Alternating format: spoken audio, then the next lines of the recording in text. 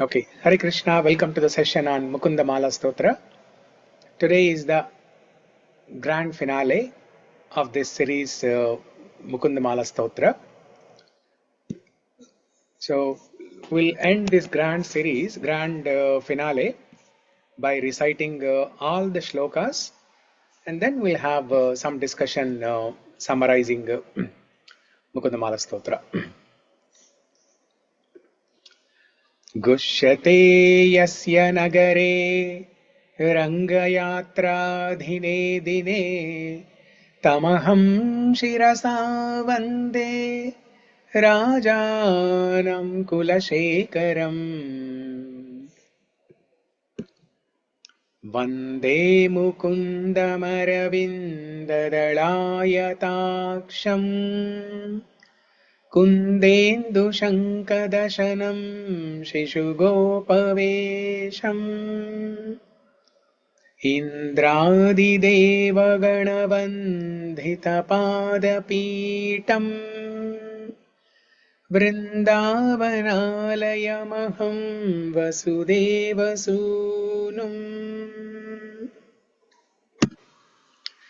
श्रीवल्लभेति वरदेति दयापरेति भक्तप्रियेति भवलुण्ठनकोविदेति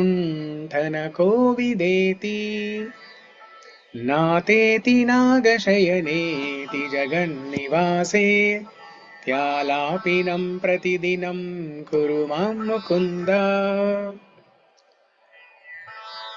जयतु जयतु देवो देवकी नन्दनोऽयं जयतु जयतु कृष्णो वृष्णिवंशप्रदीपः जयतु जयतु मेघश्यामलकोमलाङ्गो जयतु जयतु पृथ्वी भारनाशो मुकुन्दः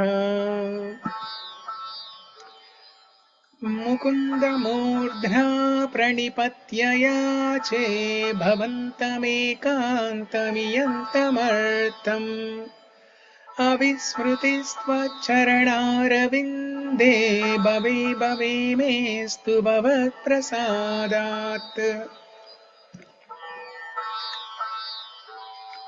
नाहं वन्दे तव चरणयोर्द्वन्द्वमद्वन्द्वहेतो कुम्भीपाकं गुरुमपि हरे नारकं नापनेतुम् रम्या रामा मृदुतनुलता नन्दनेनापि रन्तुम् भावे भावे हृदय भवने भावयेयं भवन्तम् नास्ता धर्मेण वसुनिचयेनैव कामोपभोगे यद्भाव्यं तद्भवतु भगवन् पूर्वकर्मानुरूपम् एतत् प्रार्थ्यं मम बहुमतं जन्म जन्मान्तरेऽपि त्वत्पादाम्भोरुहयुगगता निश्चला भक्तिरस्तु दिवि वा भुवि वा ममास्तु वासो नरके वा नरकान्तकप्रकामम् अवधीरितशारदारविन्दौ चरणौ ते मरणेऽपि चिन्तयामि चिन्तयामि हरिमेव सन्ततं मन्दहासमुदिताननाम्बुजम् नन्दगोपतनयं परात्परं नारदादिमुनिवृन्दवन्दितम् करचरणसरोजे कान्तिमन्नेत्रमीने श्रममुषि भुजवीची व्याकुले गादमार्गे हरिसरसि विगाह्या पीयते जोजलौघम् भवमरुपरिखिन्ना क्लेशमध्य त्यजामि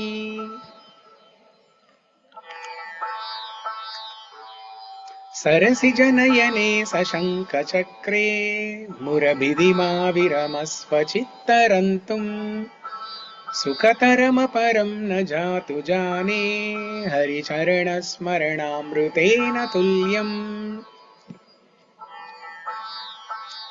माभिर्मन्दमनो विचिन्त्य बहुधा यामीश्वरं यातना नैवामी प्रभवन्ति पापरिपवा स्वामी ननु श्रीधरा आलस्यं व्यपनीय भक्तिसुलभं ध्यायस्व नारायणम् लोकस्य व्यसनापनोदनकरो दासस्य किं न क्षमः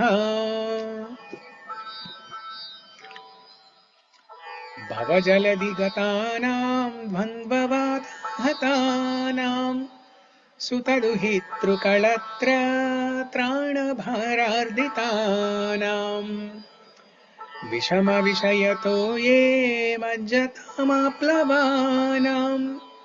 भवति शरणमेको विष्णुपोतो नराणाम्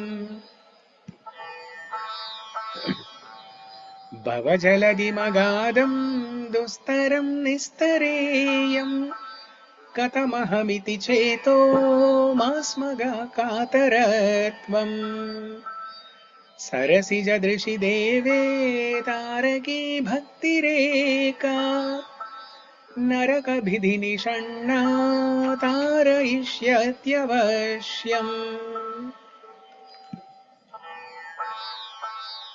तृष्णातो ये मदनपवनोद्धूतमोहोर्मिमाले धारावर्ते तनय सहज ग्राहसङ्घाकुले च संसाराख्ये महति जलदौ मज्जतां न स्त्रिदामन् पादाम्भोजे वरद भवतो भक्तिनावं प्रयच्छ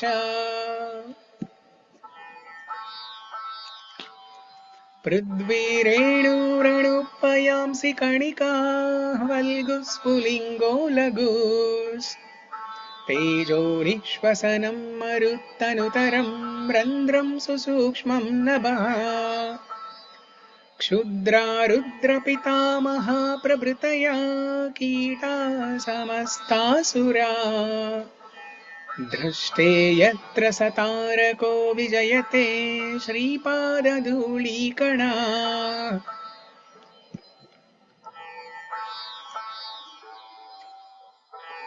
हे लोका शृणुत प्रसूतिमरणाव्याधे चिकित्सामिमाम् योगज्ञा समुदाहरन्ति मुनयो यं याज्ञवल्काधया अन्तर्ज्योतिरमेयमेकममृतं कृष्णाख्यमापीयताम् तत्पीतं परमौषधं वितनुते निर्वाणमात्यन्तिकम्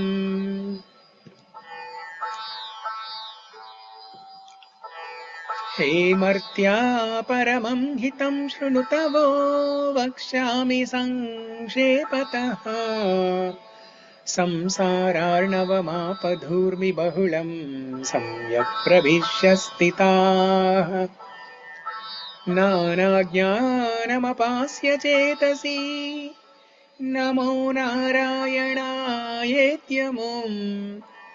मन्त्रं सप्रणमं प्रणामसहितं प्रावर्धयत्वं मुहुः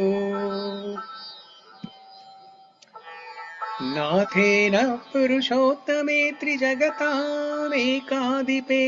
चेतसा सेव्ये स्वस्य पदस्य धातरि परे नारायणे तिष्ठति यं कञ्चित् पुरुषादमं कतिपया ग्रामेशमल्पार्तदम् सेवायै मृगयामहे नरमहो मूढावराका वयम्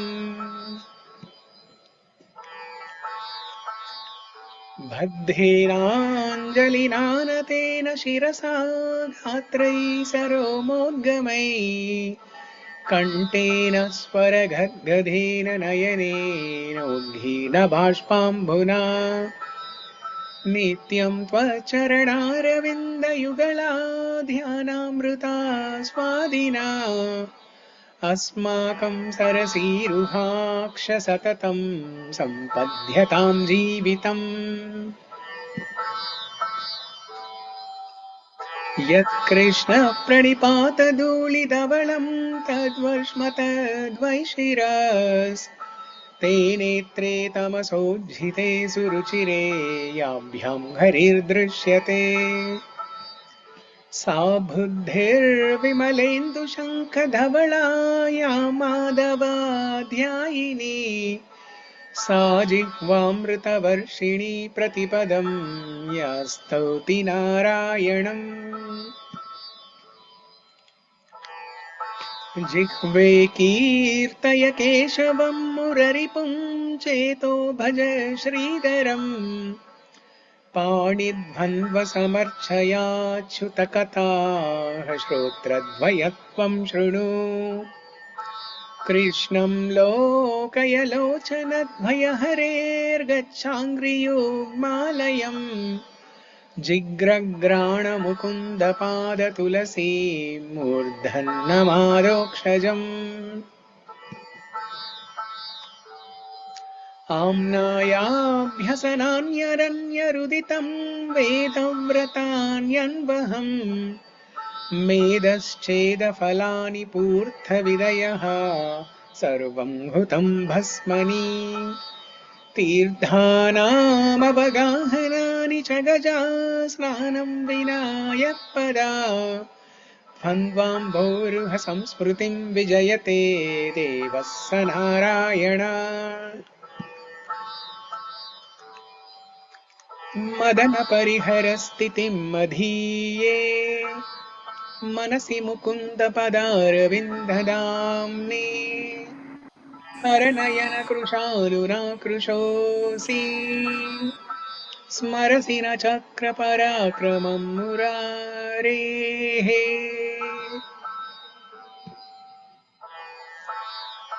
नाथे दातरि भोगि भोगशयने नारायणे माधवे देवे देवकी नन्दने सुरवरे चक्रायुधे सान्द्रिणी लीलाशेष जगत्प्रपञ्च जठरे विश्वेश्वरे श्रीधरे गोविन्दे कुरु चित्तवृत्तिमचलामन्यैस्तु किं वर्तनैः।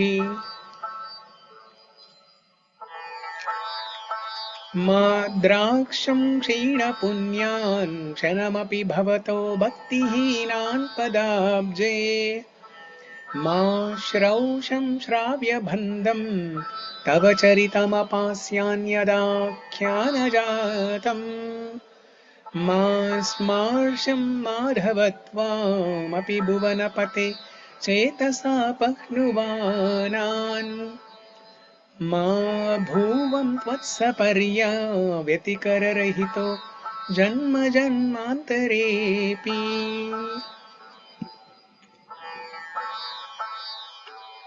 मज्जन्मनः फलमिदं मधुकैटभारे मत्प्रार्थनीयमदनुग्रह एष एव त्वद्भृत्य भृत्य परिचारक भृत्य भृत्य भृत्यस्य भृत्य इति मां स्मर लोकनाथ।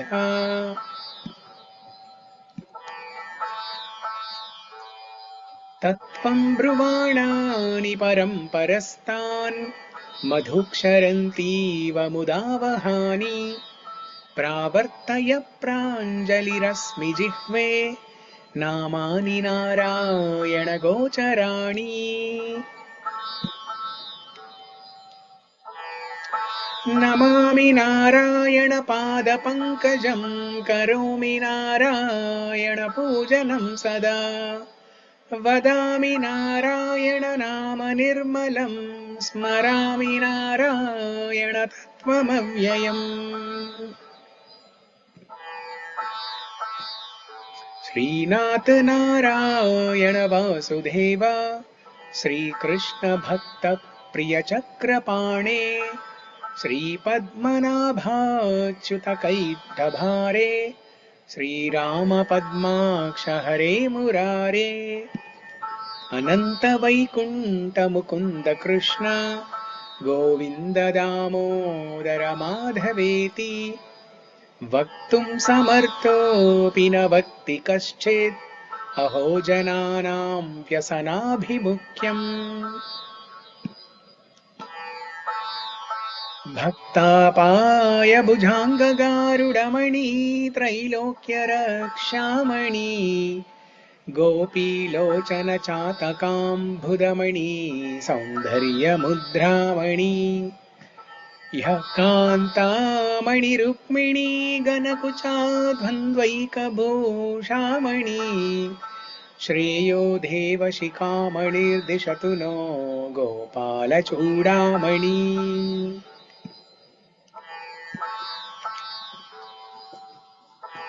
शत्रुच्छेदैकमन्त्रम् सकलमुपनिषद्वाक्यसम्पूज्यमन्त्रम् संसारोच्छेदमन्त्रम् समुचिततमसः सङ्घनिर्याणमन्त्रम् सर्वैश्वर्यैकमन्त्रम् व्यसनभुजगसन्दष्टसन्त्राणमन्त्रम् जिह्वे श्रीकृष्णमन्त्रम् जप जप सततं जन्म साफल्यमन्त्रम् व्यामोह प्रशमौषधम् मुनिमनोवृत्तिप्रवृत्त्यौषधम् दैत्येन्द्रार्तिकरौषधम् त्रिभुवने सञ्जीवनैकौषधम् भक्तात्यन्तहितौषधम् भवभयप्रध्वंसनैकौषधम् श्रेयप्राप्तिकरौषधम् पिबमना श्रीकृष्णदिव्यौषधम् कृष्णत्वदीयपदपङ्कजपञ्जरान्तम् अद्यैव मे विशतु मानसराजहंसा प्राणप्रयाणसमये कफवातपित्तैः कण्ठावरोदनविधौ स्मरणं कुटस्ते चेतश्चिन्तय कीर्तय स्वरसनेनम्रीभवत्वं शिरो हस्तावञ्जलिसम्पुटं रचयितुं वन्दस्व दीर्घं वपु आत्मन् संश्रय पुण्डरीकनयनं नागाचलेन्द्रस्थितं धन्यं पुण्यतमं तदेव परमं दैवं हि सत्सिद्धये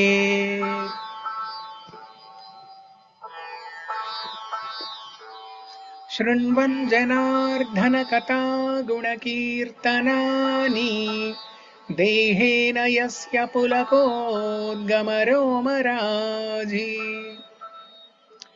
नोत्पद्यते नयनयोर्विमलाम्भुमाला धिक्तस्य जीवितमहो पुरुषादमस्य अन्धस्य मे हृतविवेकमहाधनस्य चौरै प्रभो बलिभिरिन्द्रियनामधेयै मोहान्धकूपकुहरे विनिपातितस्य देवेश देहि कृपणस्य करावलम्बम् इदं शरीरं शतसन्धिझर्झरं पतत्यवश्यं परिणामपेशलम् किम् औषधं पृच्छसि मूढधुर्मते निरामयं कृष्णरसायनं पिबा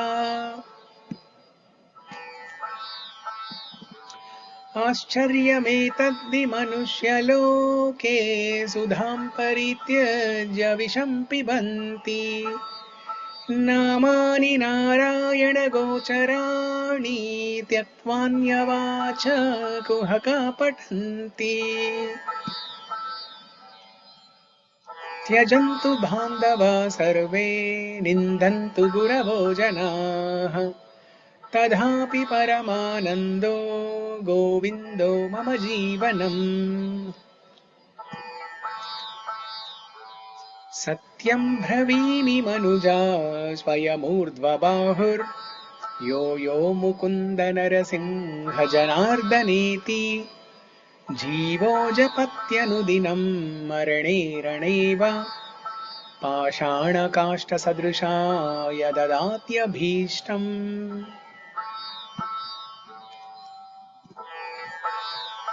नारायणाय नम इत्यममेव मन्त्रम् संसारघोरविषनिर्हरणाय नित्यम् शृण्वन्तु भव्यमतयो यतयोऽनुरागाद् उच्चैस्वरमुपदिशाम्यहमूर्ध्वबाहु।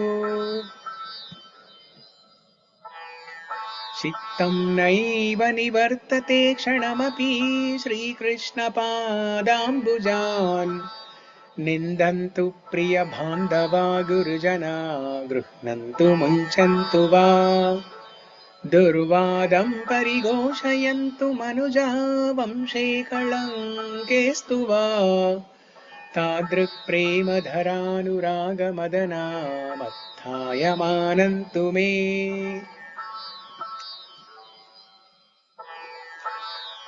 कृष्णो रक्षतु नो जगत्त्रयगुरो कृष्णं नमध्वं सदा कृष्णेनाखिल शत्रवो विनिहिताः कृष्णाय तस्मै नमः।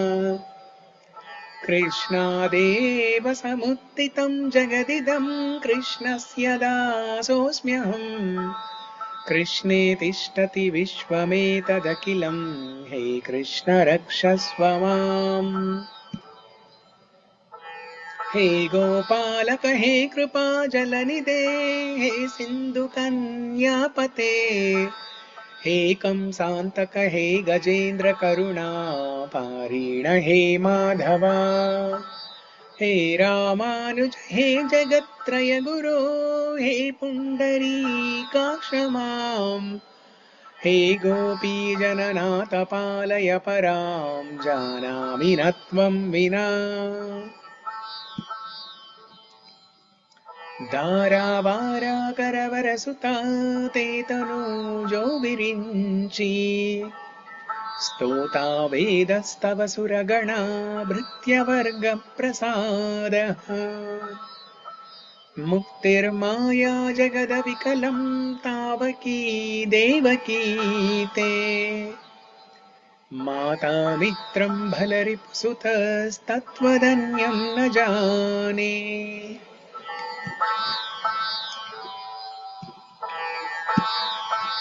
प्रणाममीशस्य शिरःफलं विदुः सदर्चनं पाणिफलं दिवौकसः मनःफलं तद्गुणतत्त्वचिन्तनं वचः फलं तद्गुणकीर्तनं बुधाः। श्रीमन्नाम प्रोच्य नारायणाख्यं खेन प्रापुर्वाञ्छितं पापिनोऽपि आनः पूर्वं वाक्प्रवृत्ता न तस्मिन् स्तेन प्राप्तं गर्भवासादिदुःखम्। ध्यायन्ति ये विष्णुमनन्तमव्ययम् हृत्पद्ममध्ये सततं व्यवस्थितम् समाहितानां सतताभयप्रदम् ते यान्ति सिद्धिं परमां तु वैष्णवीम्। तत्त्वं प्रसीद भगवन् कुरु मय्यनाथे विष्णो कृपां परमकारुणिकः खलु त्वम् संसारसागरनिमग्नमनन्तदीनम् उद्धर्तुमर्हसि हरे पुरुषोत्तमोऽसि।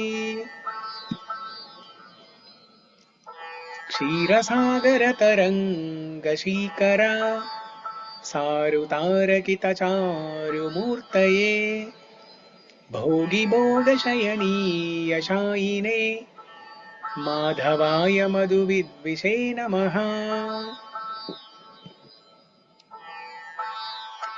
अलमलमलमेका प्राणिनां पातकानां निरसनविषये या कृष्ण कृष्णेति वाणी यदि भवति मुकुन्दे भक्तिरानन्दसान्द्रा करतलकलिता सा मोक्षसाम्राज्यलक्ष्मी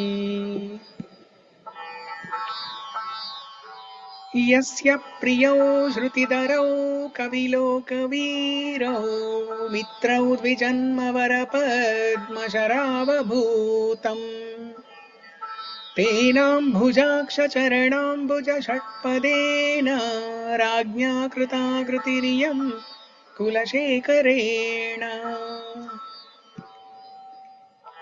मुकुन्दमालां पठतां नराणाम् अशेषसौख्यं लभते न कस्वित् समस्तपापक्षयमेत्य देहि प्रयाति विष्णो परमं पदं तत्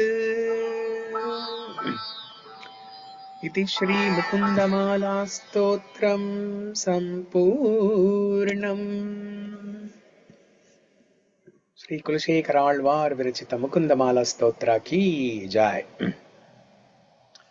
जय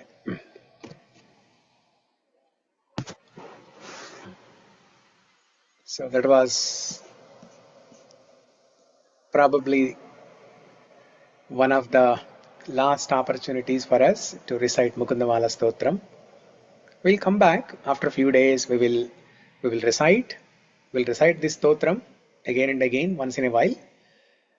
We will keep reciting all the stotrams that we have learned: Gajendra Stuti, Rukmini prayers, Prahlada Stuti, Mukunda Mālā Stotra, Jagannatha Ashtakam, Sankshepa Ramayanam.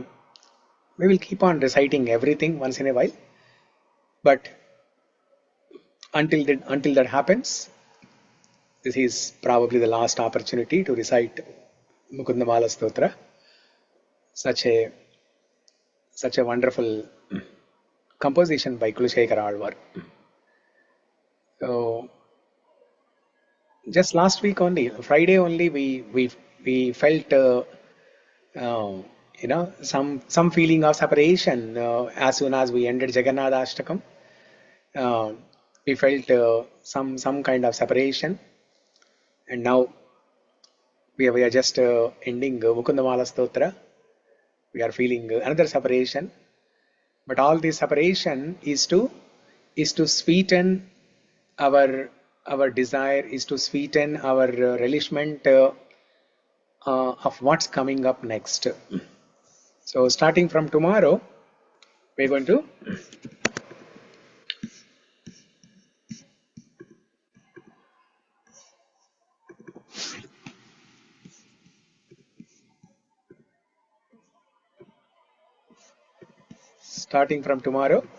this is what we're going to discuss.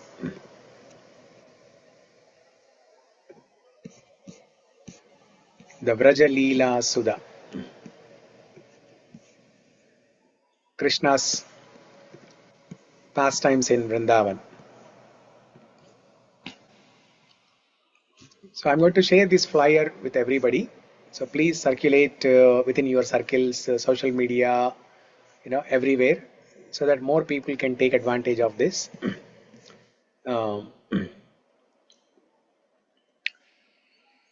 So on the occasion of Janmashtami coming up on September 4th, so starting from tomorrow, we're going to discuss beautiful, sweet pastimes, the nectarian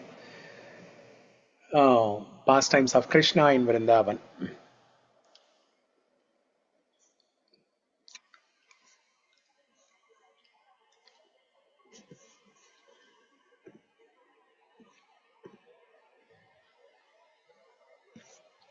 Yeah, I'll send the flyer. I'll provide the link to the WhatsApp group, everything, so you can share with your friends. Okay, so now we will, in the next 45 minutes or so, we're going to discuss from where we left off yesterday. Yesterday we started summarizing Mukunda Mālā Stotra, doing a quick revision of what we learned in the last 1 year. So let's continue doing that.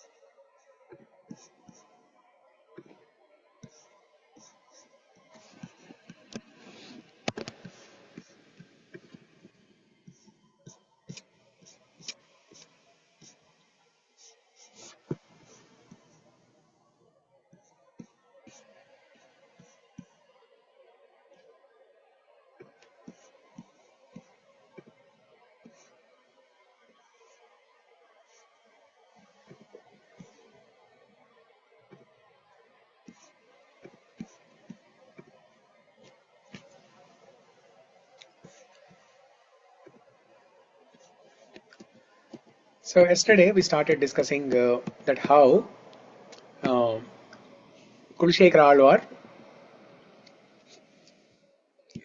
presents these 5 themes in Mukunda Mālā Stotra.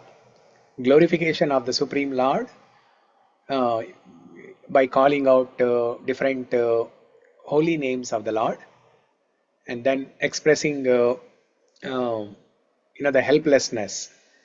So Kulasekhara Āḻvār describes the miseries of the material world and how we are helpless in this material ocean. We are not able to cross by ourselves.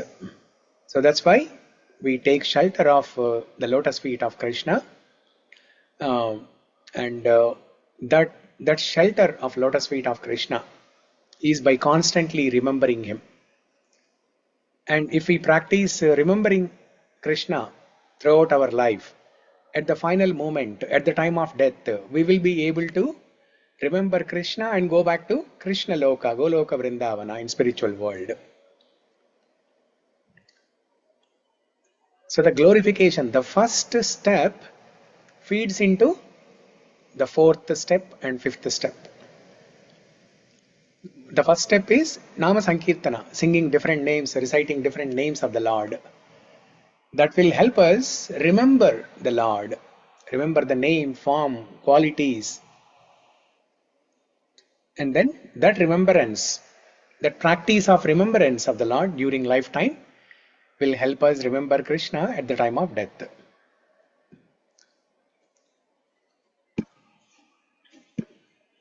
Now yesterday when we were discussing like how Kulasekhara Āḻvār describes the material ocean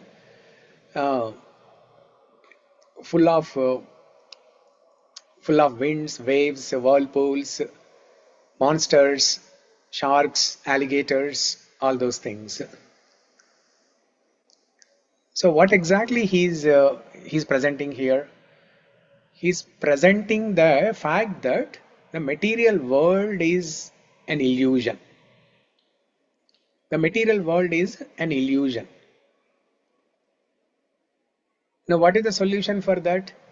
The solution is to get out of the illusion so that we don't feel all these problems. We don't feel the suffering caused by all these problems. For example, let's say you are sleeping and in your dream you see a tiger, and out of fear, as soon as you see a tiger in the dream, out of fear you start screaming out, help, help, help, help. Now what is the problem there and what is the solution there? The problem there is, the problem is not the tiger. We are thinking the problem is tiger. That's why we are screaming out. But the problem is not the tiger. The problem is the illusion. We are thinking that the tiger came in front of us for real. But no, the tiger did not come in front of us for real. It is an illusion. We were dreaming and there was a tiger in the dream, which is an illusion. So the problem is not the tiger, but the problem is the illusion. And the solution is to come out of that illusion. And the solution, in case of dream and sleep, the solution is to come out of the sleep and to come out of the dream. So when somebody starts screaming out like that, when they are sleeping and dreaming, as soon as they see tiger, they start screaming out. Now another person in the family, they'll come running to this bed, and what will they do? They will simply shake him out. Simply by shaking out that person will come out of the sleep, and automatically he'll come out of the dream also. And there's no problem. Once he is out of the dream and sleep, there's no problem.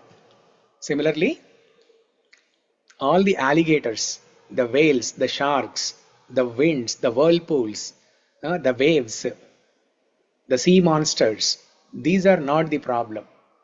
The ocean is also not the problem. The problem is our illusion. The problem is to think that we are this body. We are identifying with the body. This is the illusion. So solution is to come out of that illusion by developing spiritual knowledge. When we develop spiritual knowledge, Atma Jnana, the knowledge of the soul and super soul, knowledge of Bhagavan, and the relationship between Jiva and Bhagavan, then we will come out of the illusion. Then, even though those problems exist around us, even though there are sea monsters, whales, sharks, alligators, even though those problems are there, they will appear small, or they don't even bother us.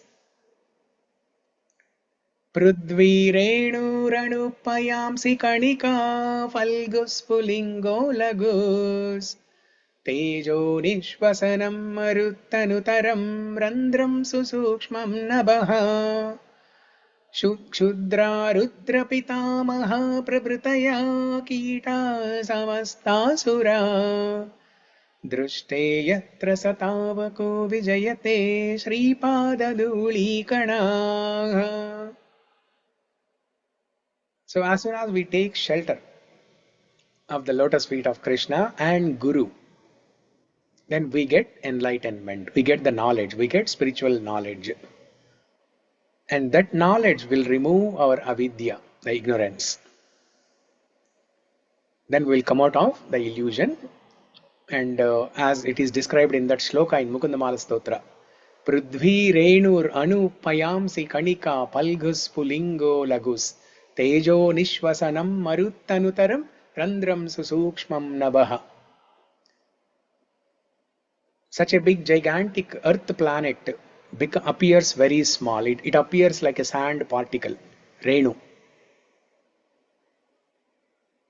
Payamsi kanika, the big ocean, Payamsi, the big ocean, appears like a small droplet.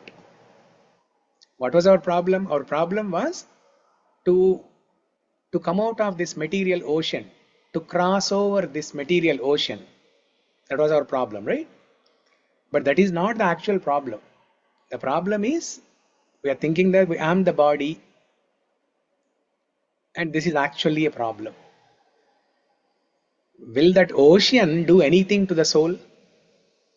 No, the ocean cannot do anything to the soul. Krishna says in 2nd chapter of Bhagavad Gita, Nainam chindanti shastrani, nainam dahati pavakaha, na chainam kledayantyapo, na shoshayati marutaha. Nainam chindanti shastrani, the soul can never be cut by weapon. Nainam dahati pavakaha, soul can never be burnt by fire. Nachainam kledayantyapo, soul can never be moistened with water. Nachainam kledayantyapo, nashoshayati marutaha, soul can never be withered by the wind. So will that ocean, material ocean, do anything to the soul? No. So that's why as soon as we are situated in the soul platform, as soon as we get this spiritual knowledge by taking shelter of the lotus feet of Śrī Kṛṣṇa and Guru, then that ocean will appear like a small droplet. Payamsi kanika.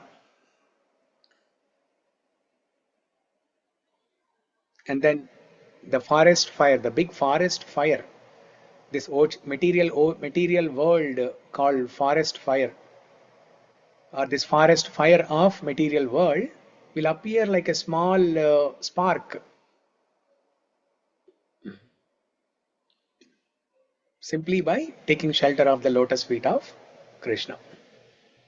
Shripada Dhuli Khanaha. Shripada Dhuli Khanaha. Simply by taking a small particle of the lotus dust of the Shripada, all these things will happen.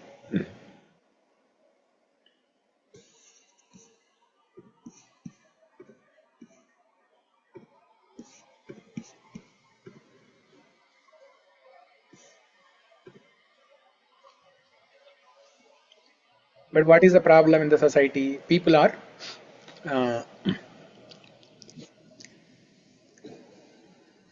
not even acknowledging that they are suffering, and even if they are suffering, or even if they are acknowledging that they are suffering, what they will do is they will try some temporary methods to get rid of their problems.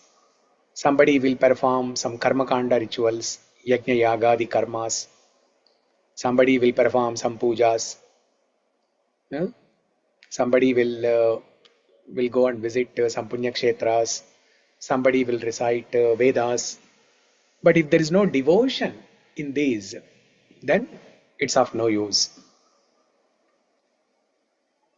So devotion is main ingredient.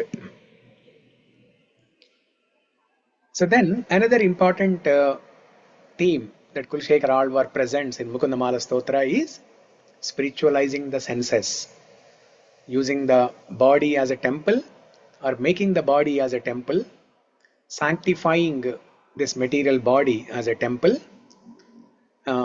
by engaging all our senses in the service of Śrī Kṛṣṇa Bhagavan.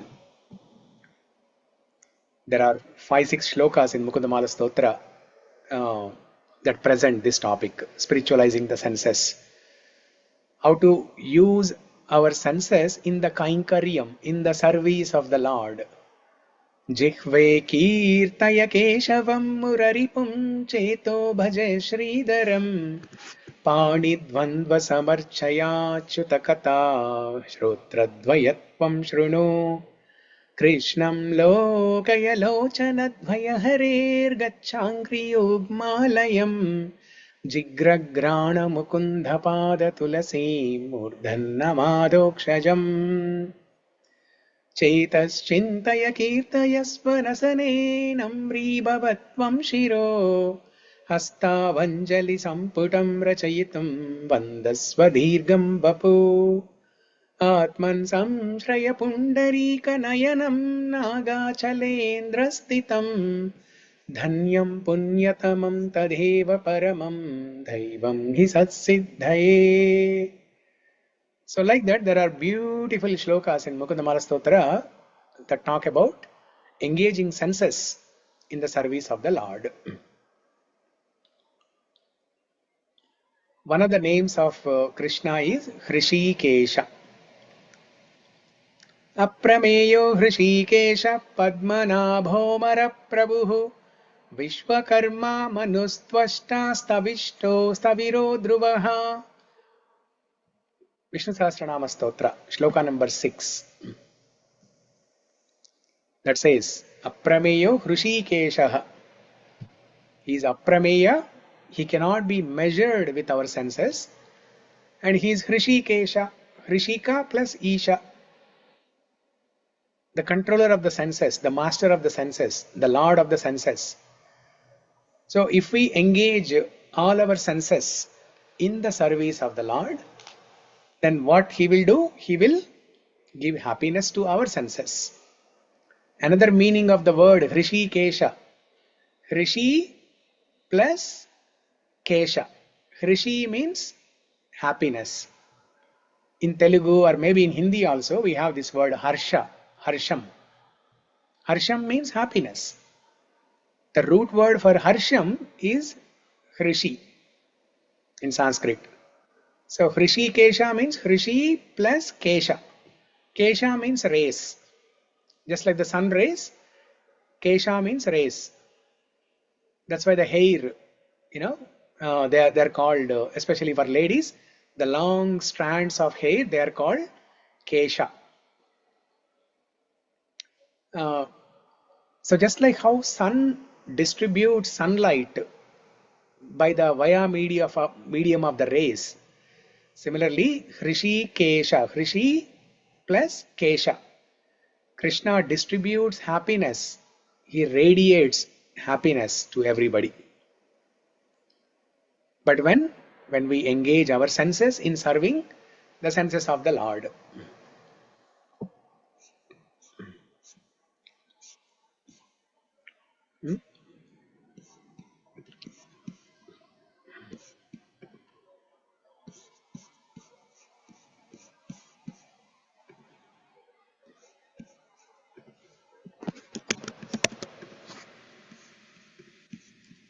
Next.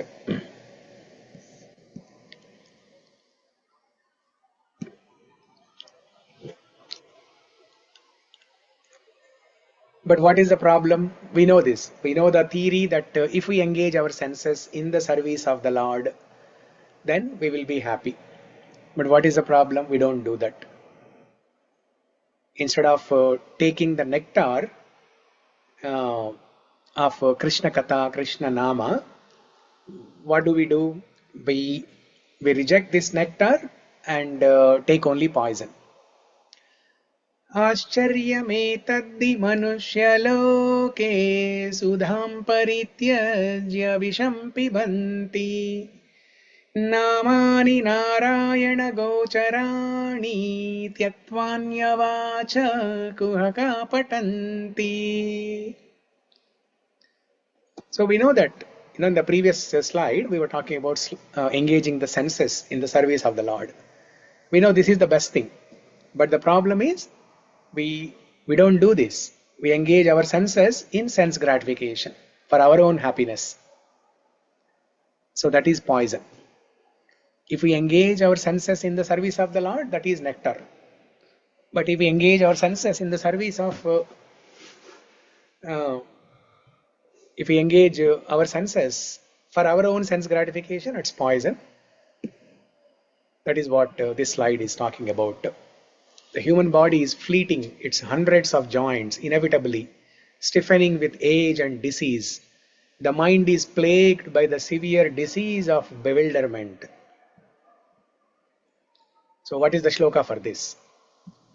The box on the left side, the diagnosis. What is the shloka for this?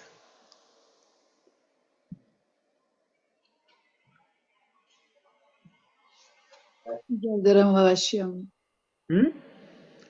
Jarjaram avashyam. Idam shariram shatasandhi jarjaram patatyavashyam parinama peshalam kimaushadham pruchasi mudha durmate niramayam Krishna rasayanam pibha. This material body, idam shariram shatasandhi jarjaram, this material body is a place of hundreds and thousands of joints, and it is meant to decay and fall down. When you know this fact, why are you asking for medicine? Just simply drink this medicine called Krishna Nama. Niramayam Krishna rasayanam pibha.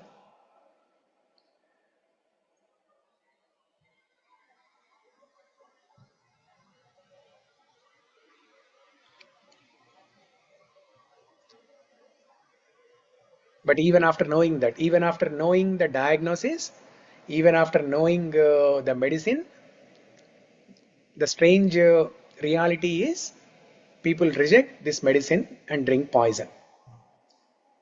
आश्चर्यमेतद्धि मनुष्यलोके सुधां परित्यज्य विषं पिबन्ति नामानि नारायण गोचराणि त्यक्त्वान्यवाच कुहका पठन्ति. That is the shloka for the right side box. The strange reality. Society is incorrigible. People reject life-giving nectar and instead drink poison by speaking of worldly things. Tyaktva anya vacha kuhaka patanti. They read so many books which are filled with nonsense. They talk about so many worldly things, gossips, world affairs, current affairs, world economics, all those things, politics, movies. So what is the prescription? Bhava Aushadhi, the divine medicine of Śrī Kṛṣṇa's glories. It cures bewilderment, restores life to three worlds, and destroys the fear of material existence. Just drink it.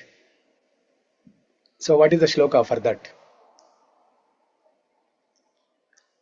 What's the shloka for the bottom box? Bhava Aushadhi.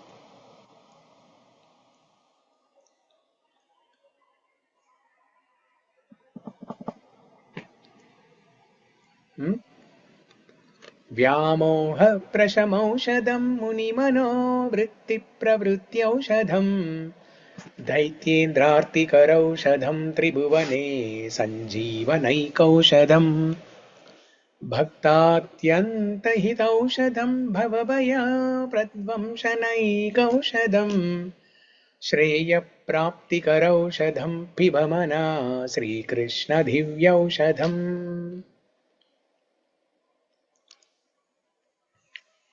So the Śrī Kṛṣṇa Divyaushadam can remove our illusion, Vyamoha. Remember, we discussed that was the problem, right? The illusion was the problem. The problem is not the tiger. The problem is not the ocean. The problem is not the people. The problem is not not having a job. The problem is not not having good health. These are not the problems. For the soul, these are not the problems. For the body, these are the problems. But who are we? Are we the body or are we the soul? We are not the body, we are the soul. So right now we are feeling pain and suffering with all these problems because we are in the bodily platform. So by constantly reminding us, by constantly reminding ourselves that I am not the body, I am the soul. I am not the body, I am the soul. This should be our mantra. I am not the body, I am the soul. I am not the body, I am the soul. So by constantly reminding us about this fact, about this truth, will come out of the illusion. Vyamoha prashamaushadam. The Śrī Kṛṣṇa Divya Aushadam is the best medicine to get rid of our Vyamoha illusion, which is the root cause of all our problems.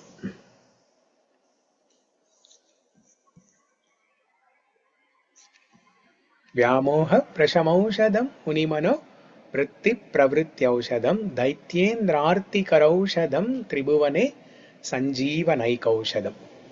Daitya Indra Arti Kara. The Śrī Kṛṣṇa Divyaushadam will destroy even the greatest enemy in our heart. The greatest enemy in our heart is the desire, lust, kama, krodha, moha, mada, moha, matsarya, lobha. All these anarthas. So Śrī Kṛṣṇa Divyaushadam will destroy all these anarthas. Daityendrartikaraushadam tribhuvane sanjeevanaikaushadam. This Śrī Kṛṣṇa Divyaushadam is the life-giving force, life-giving medicine for the people in the three planetary systems, not just on earthly planet, but this is the life-giving medicine even for the people in heavenly planets and also for the people in Patala Loka, lower planetary systems. Bhaktatyantahitaushadam bhavabhaya pradvamsanaikaushadam. This medicine will cause the ultimate good for people. Bhakta atyantahita aushadam. Bhavabhaya. And this will help us come out of this bhava bhaya. Bhaya is the fear. Fear of what? This bhava sagara. We have a fear of this bhava sagara. Janma mrityu jara vyadi. As soon as we take birth, as we mature, as we grow up, we will start developing a fear of death. And once we die, we will take birth again. Punarapi jananam, punarapi janani, punarapi janani jatare shayanam, iha samsare bahudustare, kripaya pare pahi murare. Oh Murari, I am not able to come out of this repeated cycle of punarapi jananam, punarapi maranam. You please uplift me from here.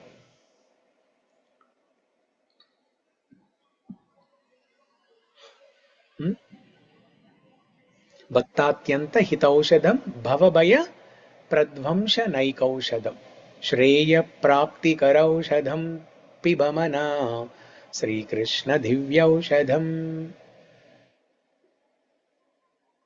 And it will do the ultimate good, Shreyas. What is that ultimate good? It will take us to the spiritual world. It will not only solve our temporary problems in the material world, but it will also do Shreyas, take us to the spiritual world.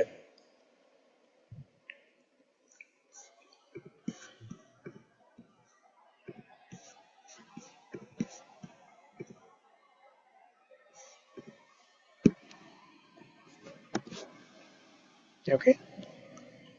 And continuing that theme, that Śrī Kṛṣṇa Divyaushadam theme, Kulasekhara Āḻvār presents the glories of chanting the holy name. Presenting the glories of holy name, chanting the holy name. Shatruchedaikamantram Sakalamupanishadvakyasambhujyamantram Samsarochedamantram Samuchitatamasah Sanghaniryanamantram Sarvaishvayakamantram Vyasanabhujagasandhashtasantraणमन्त्रम् जिह्वे श्रीकृष्णमन्त्रम् जप जप सततं जन्म साफल्यमन्त्रम्. So that is the shloka for this slide. Chanting the holy name uproots the endless cycle of samsara. Chanting the holy name of Krishna drives away the dark night of ignorance. That Śrī Kṛṣṇa Nama makes one's birth in this material world entirely successful. Śrī Kṛṣṇa Nama cures those bitten by the poisonous snakes of worldly distress.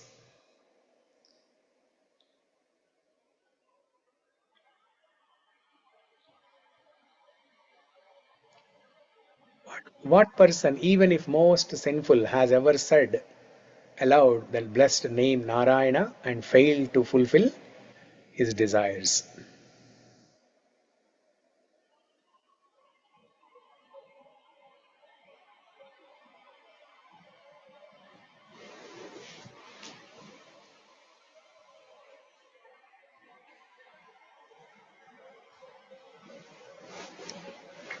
Okay, who can tell the shloka for the box at the bottom?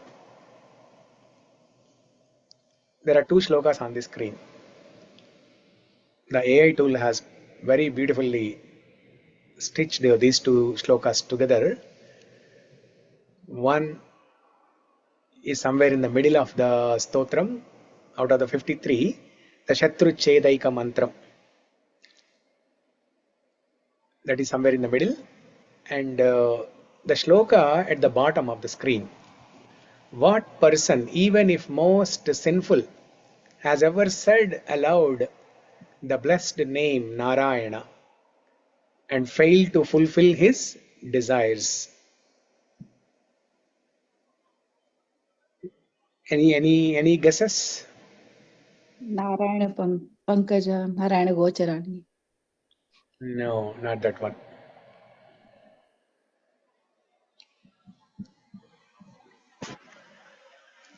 Bhakta Paya Bhujanga?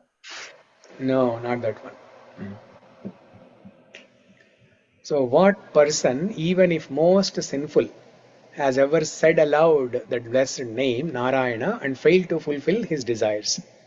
That means simply by chanting his names, all our desires will be fulfilled.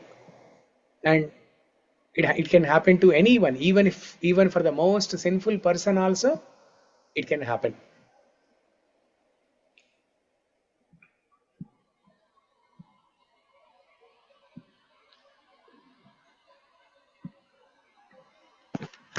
Okay, so I'll show the shloka.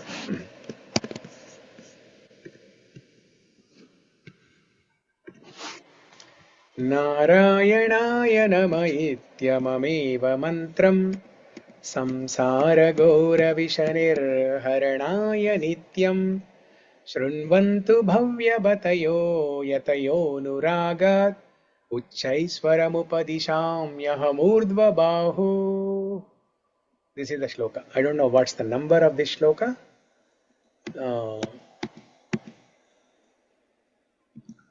But this is somewhere in the 40s. Somewhere in the 40s. Let's 41. 41, huh? Okay.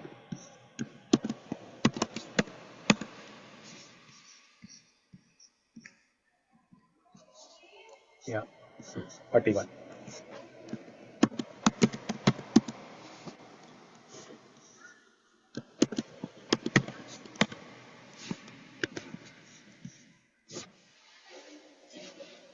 No, not that one actually. Not this shloka. Not Narayanaya Namaityamameva mantra. Shriman Nama Prochya Narayanakyam. Yeah, this one actually. Yeah, this one. The shloka for that sentence there. Shriman Nama Prochya Narayanakyam Kena Prapurvanchitam Papinopi. Papi, even for a most sinful person. Vanchitam, the desires will be fulfilled. Kena prapur vanchitam. Simply by chanting Narayana name, Shriman Nama Prochya Narayanakyam, Kena prapur vanchitam papinopi. Anapurvam vak pravrittana tasmin, even if they did not chant before. Anapurvam na purvam, they did not chant before. Anapurvam vak pravrittana tasmin. No. Because they did not chant Sriman Narayana's name before, what happened? Tena praptam garbhavasadi dukkham. They are put into these miseries of birth, the garbham being placed in the womb for 9 months. Then what follows after that is the birth, and what follows after that is old age, disease, death. Garbhavasa adi dukkam. Adi means etc. Garbhavasam means staying in the womb. That's like a prison house for 9 months. Anapurvam vak pravrittana tasmin tena praptum garbhavasadi dukkam. So even for a sinful person, they can fulfill their desires who chants these names.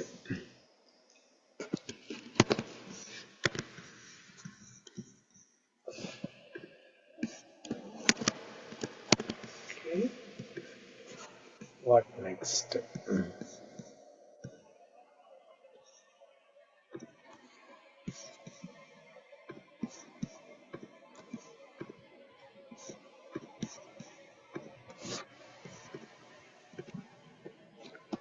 Next we'll spend 5 minutes on this slide. This is one of the most beautiful shlokas, and it is very dear to Srila Prabhupada. Here Kulasekhara Āḻvār is talking about, this is the fifth step actually. If you look at the 5 stages, the 5-stage path of surrender: glorification, helplessness, taking shelter, remembrance, the final moment, death. Remembering Krishna at the time of death. So the shloka that's very dear to Srila Prabhupada talks about the final stage, 5th stage, that how is it possible to remember Krishna at the time of death, when the bodily limbs are not functioning, when our mind is not remembering anything. How can we remember Krishna at the time of death? So Krishnatva pada pankaja panjarantam adhyaiva me vishatu manasaraja hamsa Prana samaye kapavata pittaihi Kantavarodana vidau smaranam kutaste. Smaranam kutaste. How can I remember you, Krishna, at the time of death? The kapha, vata, pitta, they will be choking my throat. So how can I remember you? That's why let me practice remember you now, so that when when the time of death comes, you please help me remember you. So this is very dear to Srila Prabhupada. Srila Prabhupada used to recite this shloka almost every day.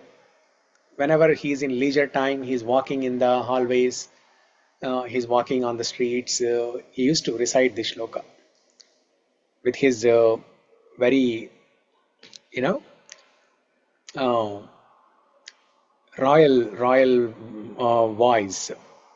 Prabhupada has very bass voice, very strong, beautiful voice actually. O Lord Krishna, at this moment, let the royal swan of my mind, Rajahamsa, enter the tangled stems of the lotus of your feet. At the time of death, the physical body fails completely. The throat physically chokes with mucus, bile and air, kapha, vata, pitta, making mechanical practice impossible. Do not wait for the final moment. Anchor the mind in the Lord now, while healthy, because remembrance at death is impossible without lifetime of prior devotion. Next. So as we understand, as we diagnose the problem in the material world, that it is the illusion, it is not the people, it is not the ocean, it is not anything else that is a problem, but it is the illusion. And the solution for the illusion is Śrī Kṛṣṇa Divyaushadam, Krishna Nama, Krishna Katha. As a devotee starts reciting the holy names, starts hearing the Krishna Katha, then what happens? Intoxication of divine love. And as we are practicing bhakti, our family members, friends, relatives, the colleagues, they will criticize us.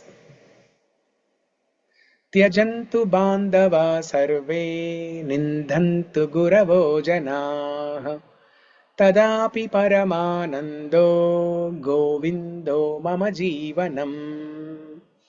Govindo mama jivanam.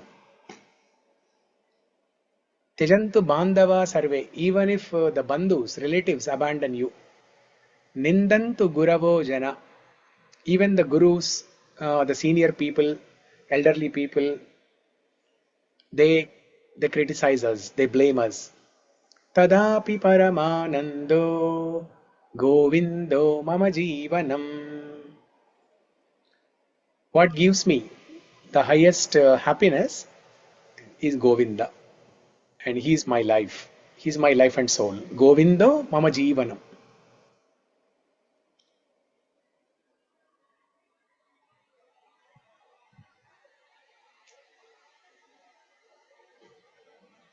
For a mad man like me, it is honor enough to feel this flood of love of Godhead. The supremely blissful Govinda remains my life and soul.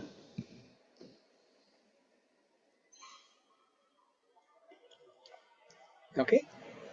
Now, okay, who can tell this shloka? Now look at the screen here and identify the shloka.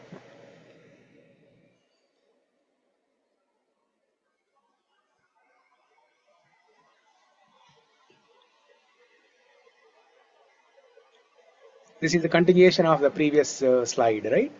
In the previous slide, Kulasekhara Āḻvār is saying, Govindo mama jivanam. Govinda, you are my life and soul.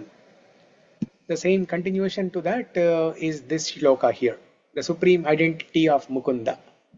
I know no one greater than you, For these reasons, I have no interest in anyone but you. What is the shloka?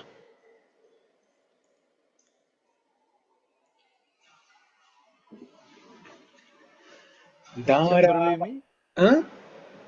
Satyam Bravimi. No, not that one. Dara vara karavara sutta te tanujo virinchi stota vedastava suragana bhritya varga prasada muktir maya jagada vikalam tavaki devaki te Mata mitram bhalaripusutas tatvadanyam na jane. Anyam na jane. I do not know anyone other than you. And Kulasekhara Āḻvār is giving details of the family of Śrī Kṛṣṇa. Dara vara. Dara vara karavara.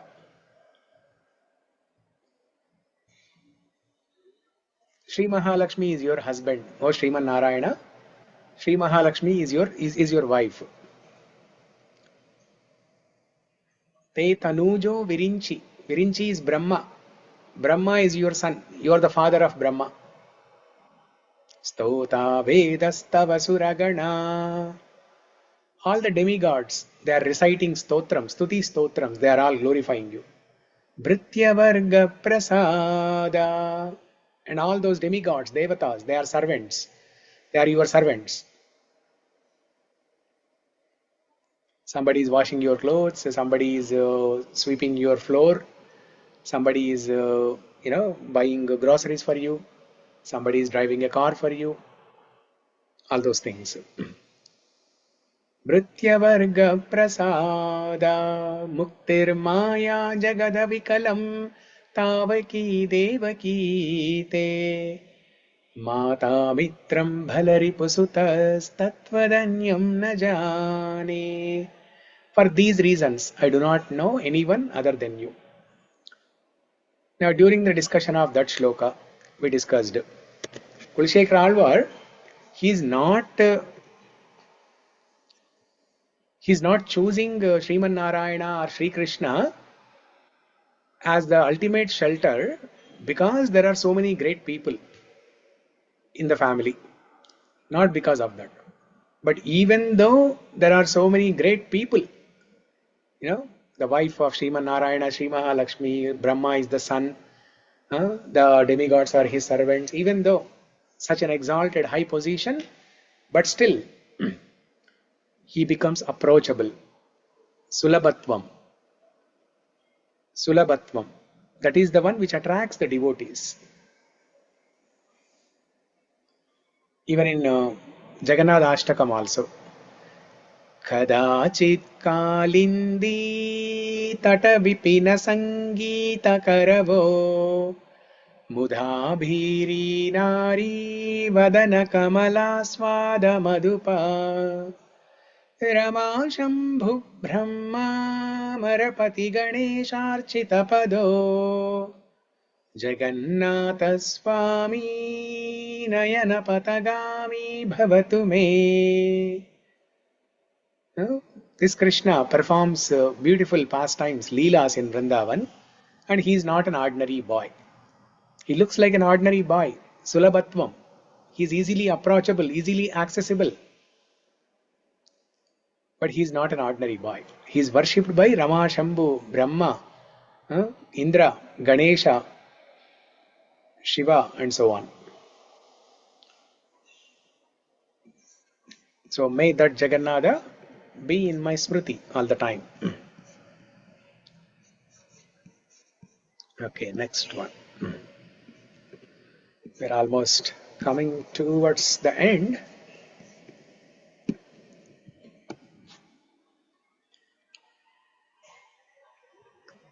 Now, what is the perfection of life? The perfection of life is to serve Bhagavan, but more than that, more greater than that, is to serve his servants, his devotees. And not just one level below Bhagavan, but 7 levels below Bhagavan.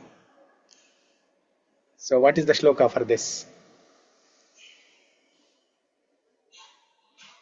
Majjanmana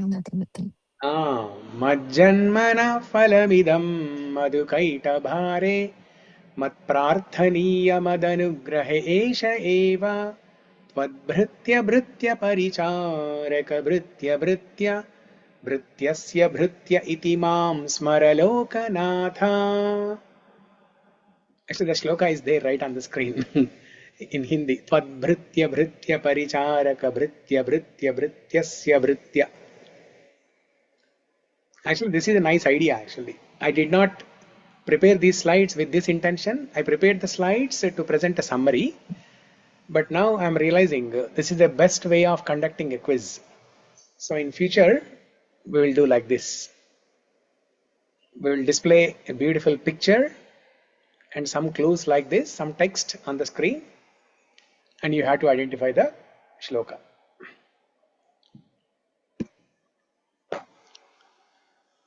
Okay, so now coming to the end. So we have discussed so many beautiful flowers. We have smelled so many flowers so far. Just like a honey bee, we have traveled across so many different flowers. From one flower, collecting the nectar from one flower to another flower. As Kulasekhara Āḻvār mentioned in the last shloka, right? 52 shloka. Yasya priyau shrutidarau kavilo kavirau mitrau dvijanmavara padma sharava bhutam tenam bhujaksha charanam bhuja shatpadena rajñā krita kritiriyam Kulasekharena. Shatpadena, like a honey bee. Like a honey bee, I drink the nectar from all these flowers. Like that, each of the shlokas in Mukunda Mālā Stotra is a beautiful flower. And Kulasekhara Āḻvār has strung all these flowers together and made a beautiful mala called Mukunda Mālā, and he offered this at the lotus feet of Śrī Kṛṣṇa. So that is the theme of Mukunda Mālā Stotra. So, and so as we are ending with this final discussion of Mukunda Mālā Stotra, one beautiful miracle that happened.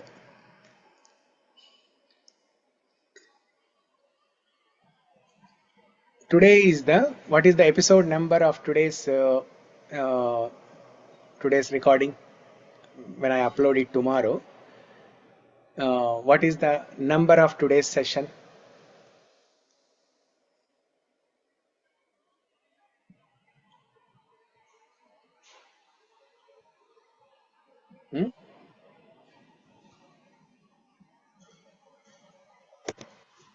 Come on. I posted a recording in the morning in the group. Today is the 54th. 108. 108. 108. Today is 108th episode. Now, did we plan it this way? No. We did not plan it this way. And 108 is a very special number in spirituality. For many reasons. For many reasons, 108 is a very special number. In the spiritual world, there are lotuses with 108 petals. Maybe in heavenly planets also. In Svargaloka also there are lotus flowers with 108 petals. Now, the scientists, they also try to simulate something similar to this. You can Google later on about the significance of 108 number, the scientists they tried to artificially develop a flower with 108 petals. Now, what is the significance of 108? There are many, but I'll tell one. There are 27 nakshatras, right? And each nakshatra has how many padams? 4. 4, Prabhuji. 4 padas. 27 multiplied by 4, 108. So as the sun or the moon traverses through all these 4 padams, and the planets are influencing different padams of these 27 nakshatras. So this represents the time cycle. 108, this number 108 represents the time cycle. In the Japamala that we chant Hare Krishna Maha Mantra, how many beats are there? 108. 108 beats are there. So this is a very special number, 108. There are so many other significances of 108. But look One at more the thing beauty. is that there are 12 rasis and 9 planets are traveling among the 12 planets. 12 into 9. 12 into 9, 108. Yeah, that's another reason. There are 12, 12 zodiac signs, and then the 9 planets. 9 planets. Yeah, are traveling in these zodiac 9 in these 12 rashis. So 12 into 9, 108. So we did not plan it this way, right? And it beautifully happened. We are ending. Just like a lotus flower in the spiritual world, 108 petals lotus flower. We are offering this 108 episode Katha of Mukunda Mālā Stotra at the lotus feet of Mukunda. So, Prabhuji, your favorite, right, Prabhuji, your favorite yeah, this is sloka. my most favorite stotram. And I want this to be favorite of everyone's, actually. You may read many other stotrams, but nothing like this. Nothing is so much filled, completely drenched in nectar. Just like rasagulla or gulab jamun, it is drenched, dipped in sugar syrup. So the Mukunda Mālā Stotra is like that. It is that nectarian sweet, drenched, dipped in sugar syrup. So very beautiful. So even though we have completed the detailed discussion of Mukunda Mālā Stotra, but we'll keep revising this in every class. I don't give any class without quoting at least one Mukunda Mālā Stotra. So that much, beauty is in Mukunda Mālā Stotra, and that my heart is very much attached to Mukunda Mālā Stotra. Okay, so with that said, starting from tomorrow, what are we going to do? We are going to Vraja we're going to start this Vraja Leela. I know some people joined late, so let me show this again.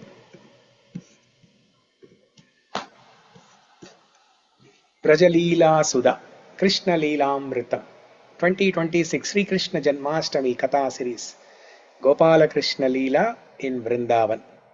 Relish the divine pastimes of Lord Krishna in the sacred land of Vrindavana. Starting from tomorrow, going all the way up to 4th September, Janmashtami day, Monday to Friday, 8:30. Prabhuji, are these stories from Bhagavatam or? Yeah, stories from Bhagavatam. Yes. Yeah. Stories, and then stories we know already, right? How Krishna killed Putana, how Krishna killed all the different demons. We know the stories. But we will discuss we'll discuss in our own style, right? Like going to some shlokas, discussing the word for word to word meaning. We're not going to recite some stotrams. We'll take a little break from stotrams now, but we'll take some important shlokas. For example, Krishna Janma Leela shloka. So like that, randomly we will go, just like how honey bee, randomly goes into a flower garden, and randomly honey bee will not drink nectar from the flowers in a sequential order, saying that honey bee, okay, now I am in this flower, next I have to go to the next one, next the very next one, next the very next one. No, not like that, right?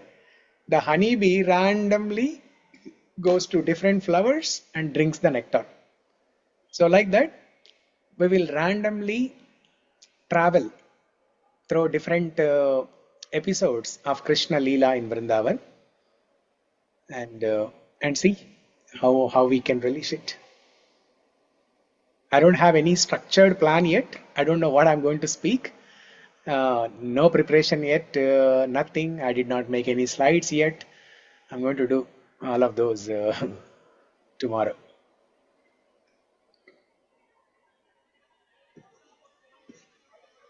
Yeah.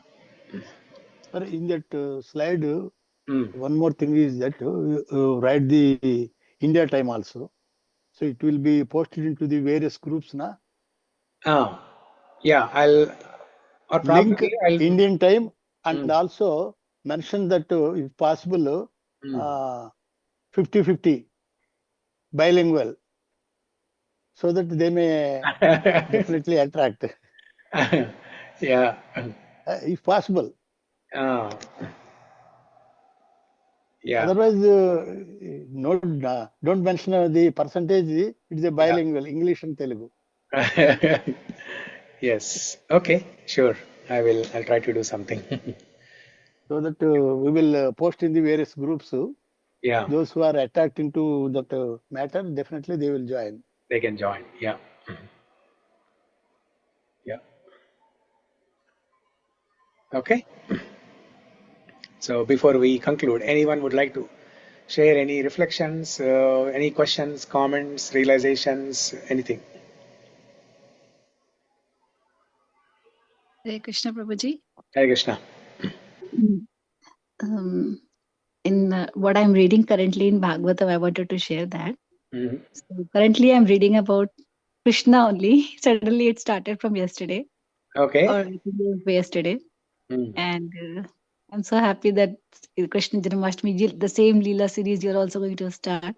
And from today I'm reading all the Leelas of Krishna and Canto 2. So now Brahmaji has come to that Leela and he's telling in future, like this has not happened, it seems, as per Prabhupada. And he's telling what will happen in future, all that Brajbhumi, and he's telling. So today I read about Indra, and I read about that Govardhan Leela, and the word again I forgot. First time I got to know the actual word which is mentioned in Sanskrit about Govardhan. Govardhan Uddharan Leela? No, the word they have not mentioned is Govardhan. Brahma has said some other Madhari something. I forgot the word now. I tried to run. But yeah, so just wanted to tell you the same thing started for me from 2 days. I mean 3 days. It's now Brahmaji has started telling Narad Muni about the future janmas of Krishna. And he has completed till Rama and Ravan, which we have done. And now he's telling about the future, in future about what to. Krishna. Okay. Yeah. Very nice. It's surprising that you were saying since 3 days you're going to start. And from that day, actually, in Bhagavad also, the Krishna Lila started automatically. Okay. Very nice. Yeah, this is what happens when we sincerely read Bhagavatam. Krishna will make these arrangements, these divine, beautiful, miraculous arrangements, so that we feel more happy, we feel more inspired to read more. So Krishna gives these experiences of bliss. Yeah, I feel like reading more and more every day. I'm not satisfied. But what to do? Timings will be there, so everything has to be. Whenever I have to stop, I was like, oh no, how do I stop now? Today it was like up to Ras Leela, and then I was like, how do I stop here? It's so difficult. Yeah. Hare Krishna. The consistency formula is to read, even if it is for 5 minutes every day, but you read every day. No, consistency every day I read, Prabhuji. Not about the consistency. I'm saying it is difficult to stop. Like I read 2 to 3 sloka maximum. Okay. And Yeah, then you it want is to like read I more, don't but know. not much time. Yeah, I don't have much time. More than 3 shlokas a day, or maybe 3 pages a maximum. Yeah. And then I have to stop. So I feel very bad after it. And today I was reading, and today it has reached up to Rasa Leela, and then it was like, how do I stop here? So Yeah. Hare Krishna. Yeah. Okay. Anyone else? Hare So Krishna happy Prabhuji. to. Okay. Śrī Vidya, how are you? You're back from Yeah, New York? yeah, Prabhuji. So happy that I could make it for the last episode of Mukunda Yes. Mālā. Yeah, you made it on the last day. Yeah, We are really missing feel blessed. Sarita. But we have almost everyone else. And we went to some temples, Prabhuji. They are very big actually in East Coast.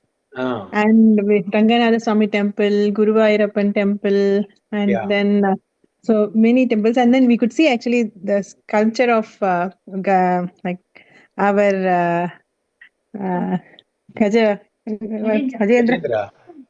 Yeah, Oh, I've taken picture. Keshava. Yeah, Prabhuji. Many were there actually. Dasavataram, everything. Big statues were there. So Akshara was so happy to see them. Very nice. Yeah.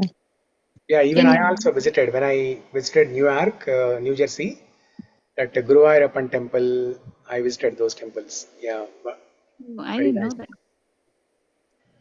I did not know that, Prabhuji. Last year I went there, New York, everywhere, but I went only to ISKCON temples. No, there are many. There are at least 10 big temples in and around Yes, New Jersey. Prabhuji. There are many. I was really surprised. I heard from my brother, but I didn't expect it to be so big. Yeah. Oh. There is a Bridgewater Venkateshwara Swami temple. There is a Guruvayurappan temple. There is a. And we went to Boston. There's a Mahalakshmi temple there. So and then Ranganatha Swami temple is very good. Like Narasimha Swami and all, big statue of I've never seen recently. Yeah. So very nice. Yeah. And then there is this Swaminarayan temple, big one. So many We are there. couldn't go there, Prabhuji. We didn't have time. But Yeah. Ramesh garu? Yeah, చెప్పండి. Hare Krishna Prabhuji. Hare Krishna. Almost all, I am the one of the person daily I am react for your discourses. Like the last finale I told yesterday. But normally we are enjoying the final day, but there is no enjoyment. Well, because you give the answer, there is a separation. Yeah. But every separation leads to a new connection that you have shown the flyer. Yeah. And what I observed from there, you made the every class, every sloka, the complex Sanskrit class, the Sanskrit slokas in a explained in a easy manner by word to word meaning, matrix, and also all these things. Yeah. And you have taken a great patience, research. With your kind heart, you explained everything. It is our how much it has impact on my life is, I think definitely knowingly or unknowingly, I am near to the God. How much I am near to the God, I don't know. But when compared to my previous days and the previous years, definitely there is a sea change in my attitude and all these things. But I can't explain how much it is. And it is a tradition to any last class. It is our tradition to say gratitude to the so many persons, not only you. You have used many gadgets, your iPhone, notebook, and also all your gadgets, and also thanks to all your family members. It is a tremendous support you have derived from those persons, and maybe one or two assistants for creating all these things. Thanks to those persons also. Yeah. And especially AI also, you have given more and more colored pictures. Yeah. It is with a meaningful and also lot of things is there. Yeah. With their bhava, rasa, and exhibition of those pictures. By seeing those pictures, definitely we can know this. Definitely know that clearly this belongs to this sloka. Yeah. In such a manner you have given. Yeah. And also my heartfelt pranams to your Guruji, Radhanath Maharaj. Radhanath Maharaj. Because his with this grace only, you are giving a beautiful discourses on all these things. Yeah. As usually, we are giving our pranams to this Lord Śrī Kṛṣṇa's Vishwaguru Prabhupada. Yes. Yeah. Wonderful. This is, very, very well said, and and also the persons those who are appearing daily in the class also. And giving my thanks to all the persons because they are my co-presenters, na? Yeah. If I forget anybody, please excuse me. Yeah. No, you covered. I almost covered all the persons. Yes, you covered iPhone also. You did not forget anything. AI also. AI also. I always say AI is nothing but Shiro Daksha Vishnu. He is only helping us in other ways. Yeah, he's present in every atom, right? So he's making it happen. Yeah, that's what I say. Yeah. And my sincere appeal to everybody is just please react. Just by say thanks. If not big words or big sentences. This is, I learned it from my executives. I work with the various executives in very, very big banks and the zonal office and controlling offices. They have taught me these things. That's why I am appealing. Yeah. Yeah, definitely. That encourages everyone, and Yeah, it also, when we say something, it boost, give us some self-confidence also. Yes. Yeah, because, if I keep on speaking and I don't receive any feedback, I don't know whether it is helping anybody, or should I change the format? Should I change the structure? Should I change the speed at which I'm speaking? Something I should know when we get feedback like what Ramesh Garu gave. Definitely, it helps a lot. And who are we thanking after all? Who are we paying gratitude?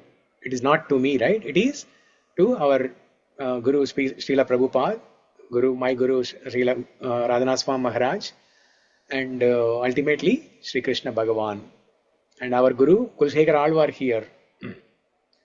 So all the gratitude is offered at the lotus feet of all these great personalities. So. Yeah, Prabhuji, and we get life lessons also, Prabhuji. Many things like you tell while the stories, right? Even like Akshara likes it very much. In between, you say like, if we fail to plan, we are planning to fail, or like yeah, like that. Prabhuji now mentioned that small response is also important.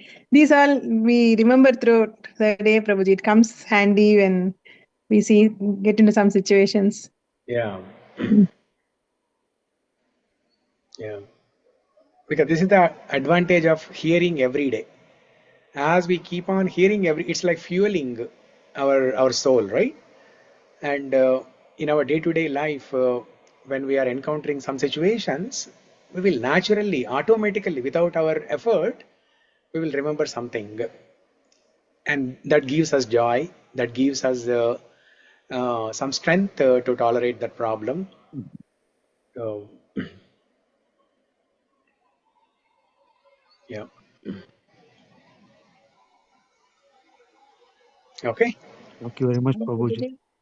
Yeah. Thank you, for Balu Prabhu. introducing Mukunda Mālā Stotra and Jagannatha Ashtakam. I really enjoyed it. Thank you. Thank you. Thank you for your participation. And Prabhuji, I do want to confess one thing. I will not say more words because I have been speechless after that. So I cannot still speak about it. I can only say, I don't know what Sarita Mataji has sent to you because it is in Telugu. Yeah. But what I know is like that day's session was not on our standard platform that day. It was definitely something very higher platform on that day. And I had a lot of problems. I don't want to say all that, but yeah, I suffered that day a lot. It's not easy. I can't speak. But yeah, that session which you have taken on deeper meaning of Rath Yatra, it has really hurt me a lot. It's been very, I can't take that pain actually. I'm getting that pain. It's difficult to just even digest whatever you were telling. Yeah. So that session was beyond all the classes which you have taken so far, I would say. I'm completely lost on that day. At one point of time, I had lost my phone from my hand. I was just lying down. My husband had to come and help me. What happened? And I'm still breathless. I can't speak much. But yeah, that session. Thank you very much for that session, Prabhuji. I would say. Thank you. So, yeah, this is the spiritual. This is the spiritual ecstasy. The symptoms that you experienced, that is spiritual bliss, spiritual ecstasy. We have seen in Bhagavatam, in the case of many devotees, like Uddhava, when he was asked by Vidura to speak about Krishna Katha, he falls on the ground, he exhibits Akshasatvika Vikara. So, like that, Pundarika Vidyanidhi, even Chaitanya Mahaprabhu himself, he goes into ecstasy as soon as he hears Krishna Katha. So, like that, these are the glimpses, these are the short experiences of how Krishna Katha gives us a beautiful experience like this. So, yes, yeah, that session, even I personally relished it so much. When I spoke, I did not even realize at what pace it was coming up and how it's going to touch so many hearts. But later on, I received feedback from many people like Neela, Shamala, everybody. I could not even Sarita. write for you. I have been thinking, what do I write and how do I express? That's my concern. It's not easy to express what I'm undergoing. Yeah. But I would say that day you were something beyond. You were not Srinivas Prabhuji that day. Thank you. I'm sure you have experienced that bliss that day. You yourself would have experienced. I'm sure you would have realized that you were not that Srinivas that day. I hope you know that, and you also share it, Prabhuji, if you have really felt the same way. Yeah. So I did not hear the recording fully after that, but it's difficult to hear your own voice. Actually, I can hear for 2-3 minutes. Sometimes like it happens, right? Generally, you prepare and you speak. That's fine. But that day, it was just coming out from your mouth. You're not even thinking. You were somebody else that day, Prabhuji. Krishna was directly speaking through you. It looked to me. Yeah.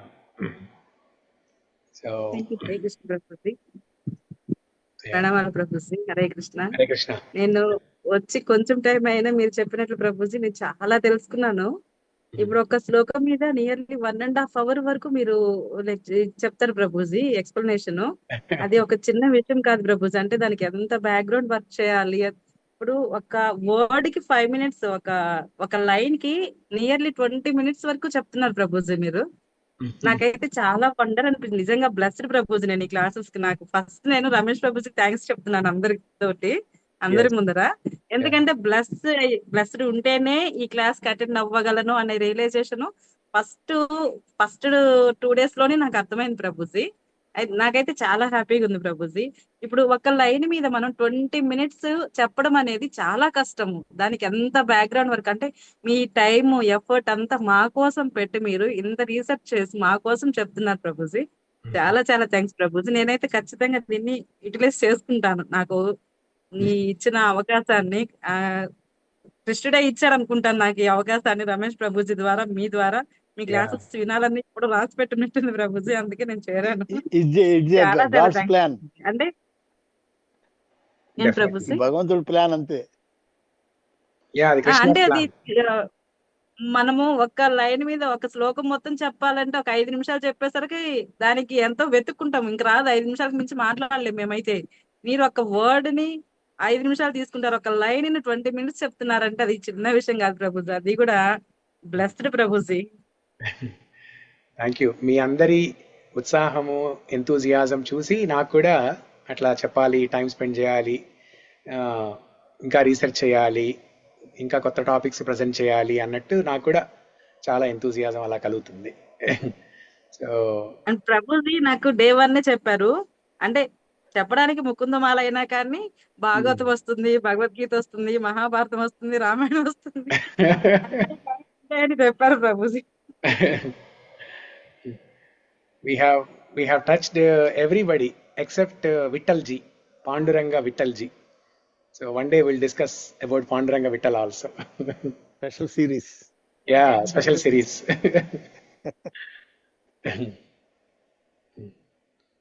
And thanks to all the people who hear the recording also, Prabhuji. So there are many people. Yeah. Once in a while, they come either in Samamish temple or Bellevue temple. They see me and they tell me that I listen to your recording. They speak to me. Very nice. Prabhuji. In India also I have forwarded to some people like that. I think everyone would have done. So they can't make it. Gratitude to those people who are not attending the class and they are listening the recordings. Forget, Yes. Yeah. Very good. Okay.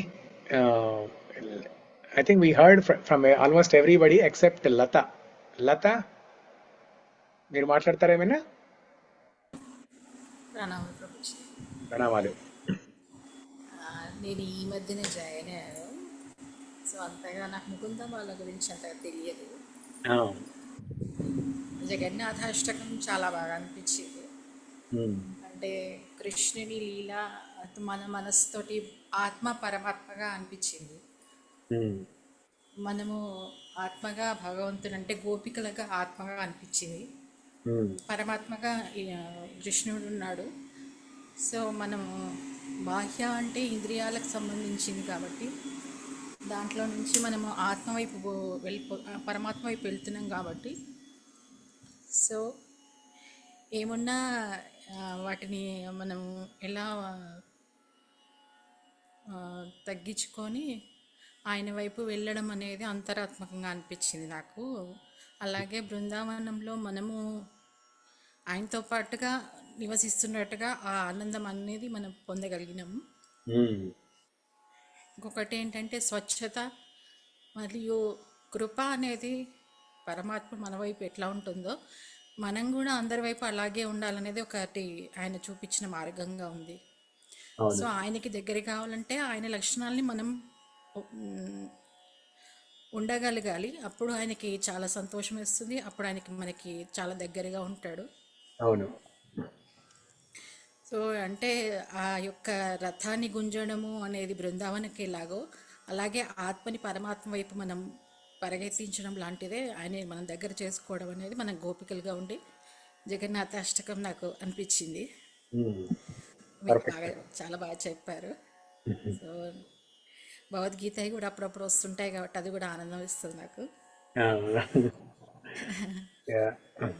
నేను recently gold medal దాంట్లో మెమరీలో. So అందుకని అన్ని విషయాలు అంటే నాకు భగవద్గీత కృష్ణుడు అంటే ఫస్ట్ నుంచి ఇస్కాన్ ఇప్పుడే కదండి, నేను రాంపల్లి దానిలో గ్రూప్లో గురించి వింటున్నా 2018 నుంచి హైదరాబాద్ ఉన్నప్పటి నుంచి.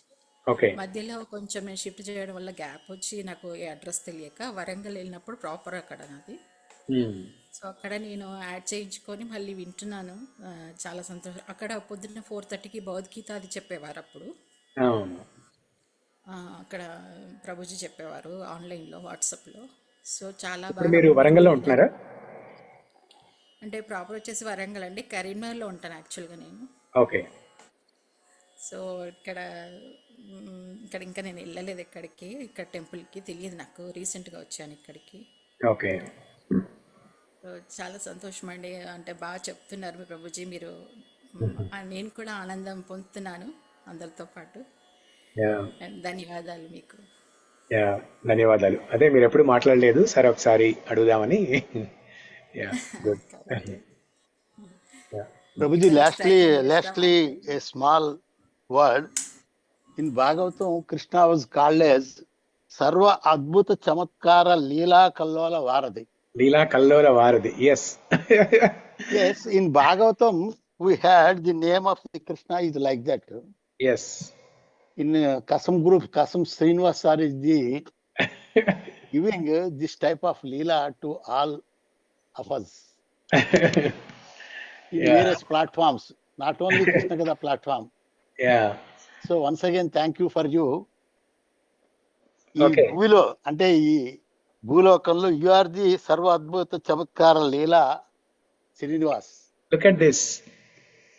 So for preparation for tomorrow's class, I have made these notes. And one of the lines in my notes is the same thing, Leela Kallola Varidhi. Oh my God. అనుకోకుండా నేను చెప్పాలి, దిస్ ఈస్ ది మిరకల్. చెప్పాలని అనుకోలేదు, ఎందుకున్నా ఏదో చెప్పాలి ఆఖరిగా చెప్పాలనుకుని నేను ఎక్కడ రాసుకున్నానని నా డైరీ తీసి మీకు చెప్పాను. This is the miracle. So today morning I was just jotting down some points for tomorrow's class, and this line, Leela Kallola Varidhi Sarvadbhuta Chamatkari. ఇది రాసుకున్నప్పుడు అనుకున్నా దీని పూర్తి మీనింగ్ మీ దగ్గర నుంచి తెలుసుకోవాలని. సరే ముందు ఒకటి మీకు ఇచ్చేస్తే ఆ రీసెర్చ్ మీరే చేసుకుంటారని అనుకోకుండా మీరే చూపించారు. Very good. This is the miracle. Very good. when people quote verses like this, then that gives me joy. That gives me so much joy. Thank you. Prabhuji, మీరు మాట్లాడుతుంటే ఒకటి అనిపించింది ప్రభుజీ. ఇన్ బిట్వీన్ మీరు చెప్పారు కదా మాలలో 108 ఉంటుంది మన హరే కృష్ణ చెప్పేటప్పుడు. కరెక్ట్ గా ముకుంద మాల వల్లనే అది 108 అయింది ప్రభుజీ. ముకుంద మాలా స్తోత్రం కదా ప్రభుజీ. వేరే it's a beautiful flower garland of 108 flowers, with 108 each flower containing 108 petals.